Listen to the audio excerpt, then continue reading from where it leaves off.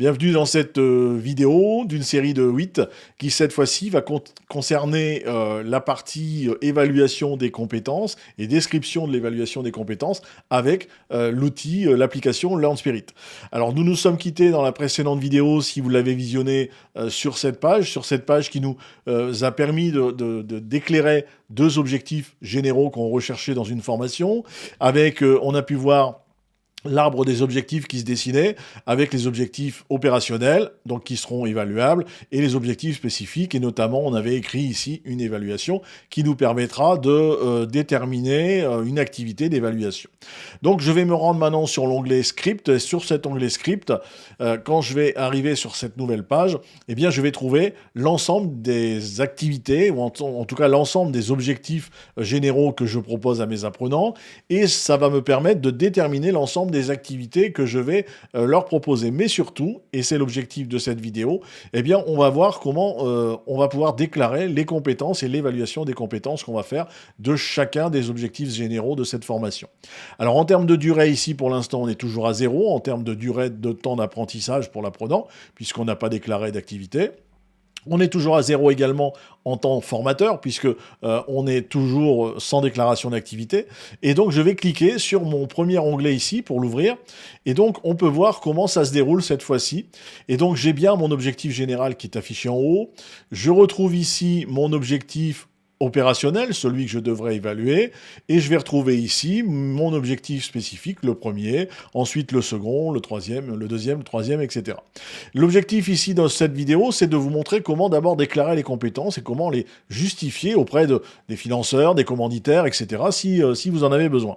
Eh bien, on va, pour chaque objectif général, avoir un espace qui va vous permettre de compléter et d'expliquer, du coup, de détailler ce que vous attendez et ce que vous estimez définir comme compétences. Alors ça peut aussi, tout aussi bien être des compétences traditionnelles que des compétences transverses, bien entendu. Charge à vous de les déclarer. Et puis, on va aussi définir les modalités d'évaluation de ces compétences, puisqu'il ne s'agit pas uniquement, bien entendu, de déclarer qu'on va développer des compétences, encore faut-il pouvoir les évaluer et justifier de la manière dont on les a évalués.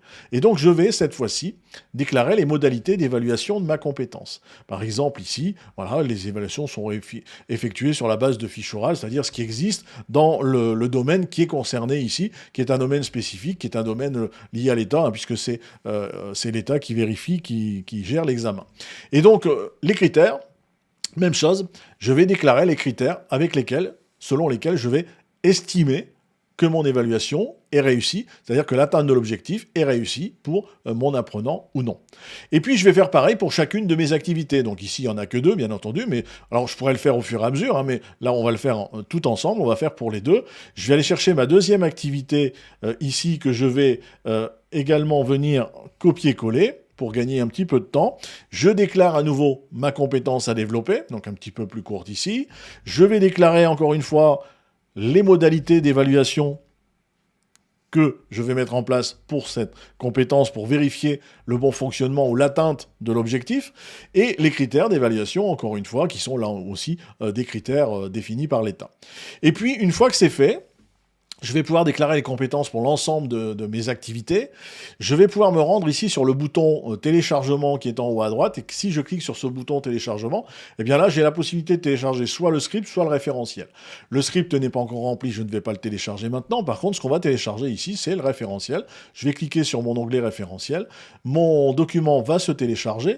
Et donc là, ce qu'on va retrouver maintenant, eh bien, ça va être ce document. C'est-à-dire que vous avez cette fois-ci le référentiel de compétences. Alors moi, je l'ai appelé comme ça. On pourra bien sûr en modifier le nom si on le veut, puisque tous les templates que je vous mets à disposition dans l'application sont modifiables à vos couleurs, votre charte graphique, etc., vos logos, vous en faites ce que vous en voulez. Et là, vous voyez qu'on retrouve bien le titre de l'information tel qu'il est noté dans l'application. Et puis, on va retrouver les compétences. Alors là aussi, hein, je vous laisse la liberté. Moi, c'est ce que j'ai créé comme document. C'est un template. Il vous reste toute liberté, là, pour le modifier, modifier les critères, notamment, etc. Alors ici, vous voyez que vous retrouvez le référentiel compétences, les référentiels d'évaluation avec les modalités, les critères. Alors la compétence 1 est bien celle qu'on a notée dans le premier objectif, hein, et donc on retrouve le candidat doit être capable d'expliquer les règles attachées, et puis avec les critères et les modalités d'évaluation. Et si je continue, eh bien on va également aller voir qu'on va retrouver également les compétences liées à la compétence numéro 2, avec là aussi les modalités, etc. Et si vous avez 10, 15, 20 compétences à développer dans une formation qui serait plus grande, eh bien le document qui va être attaché va s'adapter automatiquement et vous allez vous retrouver avec un document qui va reprendre l'ensemble des compétences que vous aurez déclarées. Voilà donc comment déclarer les compétences, les évaluations en tout cas des compétences dans l'application LearnSpirit. Dans la prochaine vidéo, nous verrons comment mettre en place les activités, comment rédiger les activités, comment les proposer à nos apprenants et ce qui en ressort quand on va télécharger le document.